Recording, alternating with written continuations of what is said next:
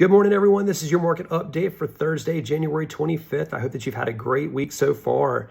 So stock market and bond market have been trading in a relatively narrow range this week, really ultimately waiting for some economic news to find some direction moving forward. Hopefully that is a positive direction. It is notable that the Dow did top 38,000 for the very first time earlier this week. So I wanted to point that out because it's certainly a monumental achievement. We did, the earlier part of this week, get some economic information news that came out, but it didn't really serve as any kind of catalyst for any substantial moves higher or lower in the markets. We did get some positive market-friendly economic news earlier today. That is that durable goods orders were weaker than anticipated.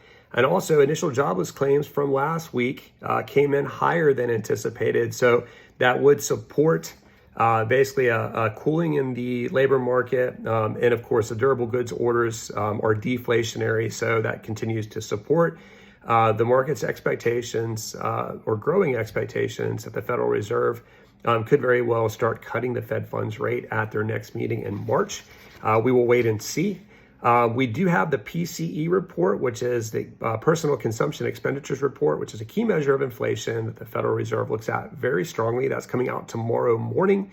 So we'll be looking at that very strongly because that may be the catalyst that the markets need to, in fact, move higher.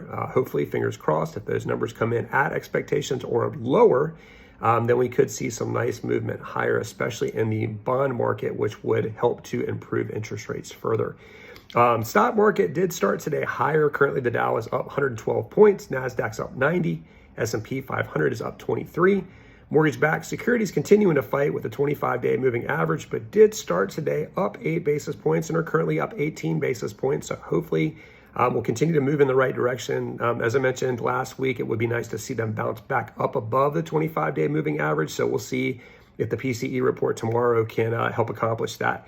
Freddie Mac published 30 and 15-year rates do come out here shortly today. I will give you an idea of what those look like in my market update tomorrow. Hope that you all have a great afternoon. I will see you tomorrow.